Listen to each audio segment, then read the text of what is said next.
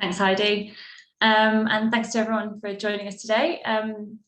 It's a great series, so I'm glad that Waste has sort of managed to get onto the series as well. I am a senior project coordinator, as Heidi mentioned, and I work across two projects. And so a lot of my day-to-day is focused on delivering waste reduction projects. So that's sort of reducing recycling contamination in flat blocks to minimising food waste in school kitchens. So today I'll dive a little bit into the problems of waste and the current solutions that we can talk about. I'll introduce this term, the circular economy, which is becoming a term that's more and more familiar with us all, and then just provide a few recommendations that we can take back with us. So next slide, please, Heidi. So first of all, I just wanted to get us thinking really about the different waste streams that we have within the school. So what waste and materials that we use, what do we regularly put in the bin, what might we have to replace at some point in time. So it's really things like, I guess, paper, pens, tables, chairs, food packaging, ink cartridges, more paper. So really sort of think about the things that you might throw away on a daily basis. Next slide, please, Heidi. Thank you. And now let's put that into context.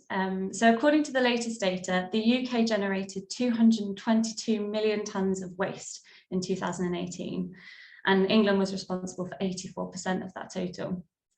So to put that into perspective, the Empire State Building here was created using 62,000 tonnes of concrete. So if we were to replace that concrete with waste as a building material, we might expect to build 358 Empire State Buildings out of the UK's waste from just a single year. So it's quite a staggering figure. So imagine really the New York skyline sort of littered with waste. But unfortunately, the next slide, please, Heidi, it's really not too hard to imagine when we see beaches like this. So it's something that I think everyone sort of thinks about on a day-to-day basis, and it's a very popular topic, I think, in sustainability. So besides the obvious visual impact that waste has on our environment, I think it's important we explore first the waste management solutions that we may be familiar with and the current conversations around them. Now, I don't admit to being a technical expert at all, but hopefully I can sort of contextualize the situation that we find ourselves in now. So starting on the left, we all know that poor waste management is a significant threat to our ecosystems, and I believe we sort of incorporate that in some of our lessons and curriculum. So decomposing waste on landfill sites, and especially on poorly managed facilities, creates harmful liquids, which we call leachates, which can contaminate nearby soils and water sources, affecting land and aquatic life, water quality, and even human health. And decomposing matter on landfill also generates carbon dioxide and methane in particular is a very potent greenhouse gas. And whilst there is technology in place to capture some of this methane, I did actually read somewhere recently that a sort of metaphor really, that landfills are like the planet's bin bags that sit in the kitchen, but we don't have a bin lorry to take them away. So landfill is not really a sustainable solution. But what about energy from waste facilities?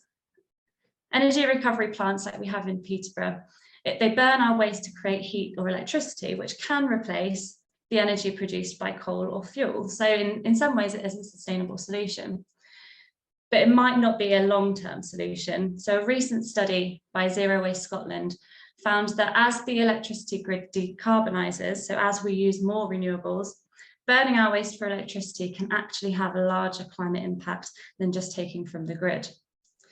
And what's more, the solution disincentivizes recycling, as we feel like we're still doing a good thing, even if we do throw things in the general waste, which could be recycled. So recycling really is important. It's a way of recovering materials and using the materials that we have already extracted and processed. But again, it's not the silver bullet. When we recycle materials, often we reduce its value as the material reduces in quality. So ultimately, this is all just my long-winded introduction to the concept that dominates many conversations, not just in waste management, but actually across economic growth, social innovation, consumerism, environmentalism, and that is the circular economy. Next slide, please, Heidi. So the key tenets of the circular economy really are to design out waste in the first place. That's the number one of the circular economy. We need to design products that last a lot longer and that we can sort of disassemble and repair and recycle. So that means we can keep materials in use for longer, and we don't have to necessarily throw them away straight away. We reuse them, we repair them, we return them back into the system and start the whole process again. So essentially, we're not actually creating any waste, we're just creating things that we can use again and again. And this model is based on the sort of nature, really. It's regenerating nature. As leaves fall from the trees, they decompose and they're used again for growth of another plant. So it's really based on a natural system. Next slide. And this is the Brighton Waste House. So the circular economy is really about finding creative solutions for our waste, designing it out in the first place. And sort of reflecting on that Empire State Building analogy earlier on, this actually is a house made from waste materials. Its external walls are covered in sort of reversed carpet tiles. So if you lift them up, there's carpet on the other side. They have been fire tested. The interior walls are covered in plyboard, which were discarded from construction sites. So a lot of the time they overorder and have a lot of surplus materials. So those were used in this building. The insulation, which whilst building compliant, is also filled with 2,500 toothbrushes, videotapes, discarded jean offcuts, which were actually purchased simply to cut them into shorts, which was astounding to hear. So it really was a project to demonstrate the vast number of materials that make up our buildings that we live in before even filling them with stuff in the first place. And what was fun about this project as well was it was built by 300 college students as part of their design and construction courses. So the circular economy really has huge opportunities, both in terms of materials and in job creation as well. But how does this relate to a school? So, well, schools create a lot of waste, we know that, but we all have a lot of influence over how we control that, especially when we have so many young leaders at our disposal. So the first thing that we can be doing is conducting a waste audit, thinking about what we as a school create, what waste we create and how we dispose of that waste, and building a fuller picture about whether we can actually identify certain materials that we can reduce. So these are some of the key questions that we can be asking ourselves through that audit. Thanks, Heidi. And whilst you can be doing a school-wide audit, your students can be creating a waste plan of their own with Fox's Waste Adventure, which can be done as a class or as homework. And the waste journal here explores which items students waste the most. So it introduces the concepts of refill and reuse over single use with the sustainable swaps game on the right, and allows space for students to create their own pledges for reduction. So this is a great way of sort of combining your school-wide audit with students' sort of involvement as well. This is a free resource that you can get from PECT very easily, to just let us know. And then there's some calculators as well that are, again, free to use and very engaging. So we look at a paper calculator here, which looks at the impact of how much paper we are using, whether you're using sort of virgin materials or recycled materials. We can compare the impact of that in terms of water, energy, greenhouse gases, that sort of thing.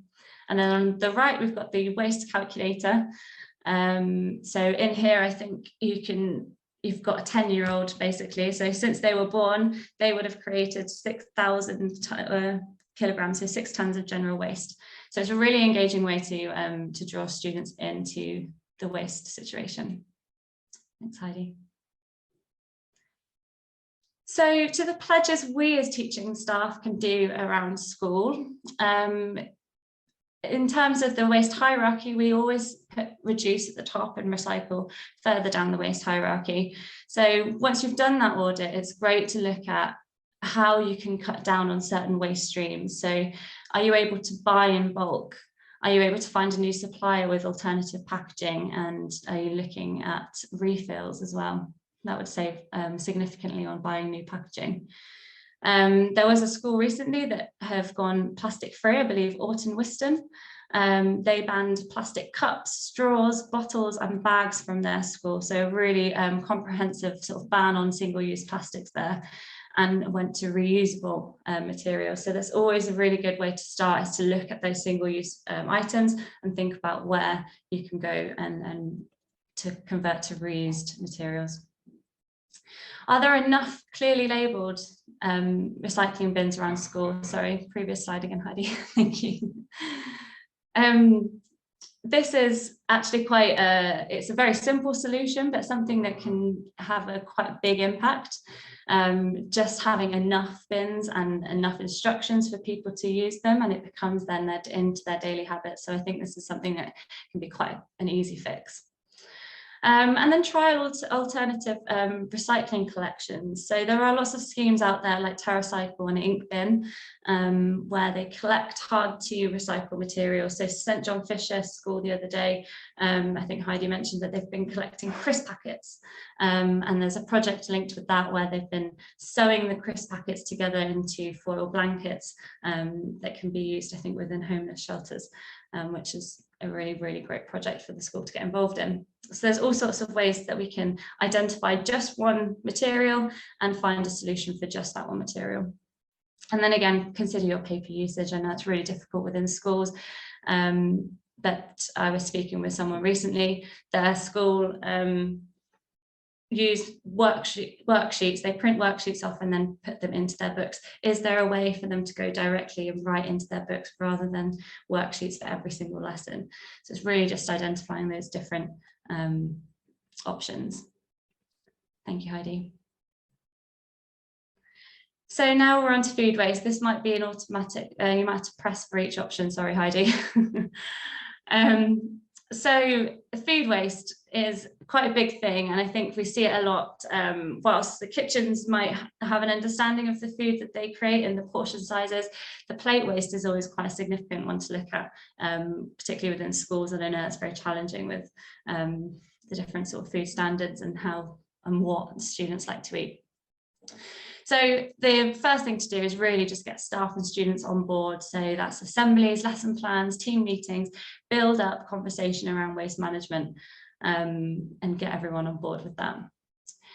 You can then monitor and reduce the food waste in your kitchen. So you can actually sort of weigh the waste as you go along. And I'll mention a project in a minute called Food Pro, which has lots of guidance around how to do that. And we are supporting some schools within Peterborough now by doing that. And consider how your food is presented and served. So that's looking at your portion sizes, your presentation, what's the dining experience like? You can do all of this by actually conducting a plate waste survey. So as I said, if you get your staff and students on board, you can go out there and find some feedback really on how the kitchen can sort of adjust their practices slightly to reduce waste. How are the menus communicated to students and families? So when do families order the meals, for example, that might have some sway over the wastage of that day? Are you saying in such a way that could actually, it's maybe not particularly attractive, or maybe there's some words that students might not understand as part of that meal? All of these sorts of things are really important when we think about food waste. And then consider alternative disposal methods. So if it is possible, and I know it's not always accessible within schools on such small budgets, can you compost? Have you got access to an anaerobic digester? Is there possibility for linking with the council's food waste collections, or looking at sort of external services? It's always good if you can't necessarily, if you've reduced it as much as you can, is there a way of recycling food waste so it doesn't just go to landfill? When food waste decomposes, it does produce a lot of methane. So that's one of the things that we can look at to reduce our impact there. Thanks, Heidi. And so these are two resources that are free to use. So the Cool Food Pro project has been a long-term project for us. It's a carbon calculator, so it essentially looks at the practices that caterers do, and we look to improve those practices and see the environmental savings as a result. So one of those impacts is the food waste. So once we've reduced food waste and we've started weighing it in the kitchen, we can actually input that data into this calculator and understand our environmental savings as a result, which is a great reporting tool. It's a great way to engage the students, and it just sort of links that idea of practice in school with environmental impact. And then we've got our food smart resources as part of Healthy Schools, tons of lesson plans and activities to empower the students to reduce their own food waste. So we're really linking there with the practices within the kitchen to our sort of everyday work within the school. And then finally, I think it's important to note, especially when we talk about the circular economy, it's important to think about what we buy and how we buy it. So really reviewing your current procurement policy, are there certain things that you could maybe add in there that will encourage sustainable practice, will make you think about the materials that you buy and what their end of life might be. It's very easy to buy lots of things, but what is the impact of that when you waste it? And so buying secondhand could actually be a very easy alternative. The materials are already out there, they've already been produced and used before, why not use them again? That's a very good principle of the circular economy. And then you could easily use what's already there, nature's resources essentially. So this is all around Heidi's work on Nature School. So we're using nature, the leaves that fall from the trees, the wind, all sorts. So it's amazing sort of resources that are there at your disposal.